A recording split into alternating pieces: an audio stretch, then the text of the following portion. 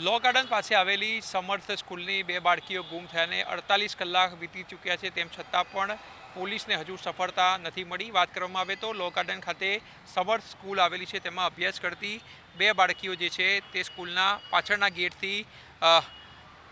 જતી રહી હોવાનું જે છે તે સામે આવ્યું હતું। વાલીએ એલએસબી પોલીસ સ્ટેશનમાં ફરિયાદ નોંધાવી છે કે 7 વાગ્યાની આસપાસ તેઓ પોતાની જે દીકરી છે તેને શાળામાં મૂકી ગયા હતા અને ત્યારબાદ થોડા સમય બાદ શાળામાંથી ફોન આવ્યો હતો કે તેમની દીકરી જે છે તે શાળાએ આવી નથી અને ત્યારબાદ તેની શોધખોળ જે છે તે શરૂ કરવામાં આવી હતી। સાથે સાથે વાત કરવામાં આવે તો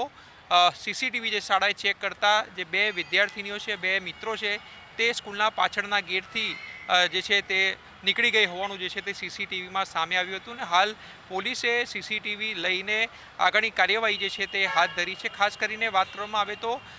પોલીસ દ્વારા સમર સ્કૂલ અને આસપાસના સીજી રોડ અને પરિમલ ગાર્ડન અને તેની પણ આગળના સીસીટીવી જે છે તે ચેક કર્યા છે કે બાળકીઓ જે છે તે ક્યાં ગઈ હતી। વાલીએ ફરિયાદ કરી છે કે તેમની બાળકીનું અજાણ્યા શખ્સો દ્વારા અપહરણ કરવામાં આવ્યું હોઈ શકે છે, એટલે એ દિશામાં પણ પોલીસે જે છે તે તપાસ હાથ ધરી છે। પરંતુ સૌથી મહત્વપૂર્ણ વાત એ છે કે શાળાના સમય દરમિયાન જે છે બાળકીઓ સ્કૂલની અંદર તો એન્ટ્રી લે છે, પરંતુ પાછળના ગેટથી જે છે તે બાળકીઓ ક્યાંક ને ક્યાંક જે છે તે નીકળી ગઈ હતી અને પોલીસે હાલ તો સમગ્ર મામલે જે છે તે તપાસ હાથ ધરી છે।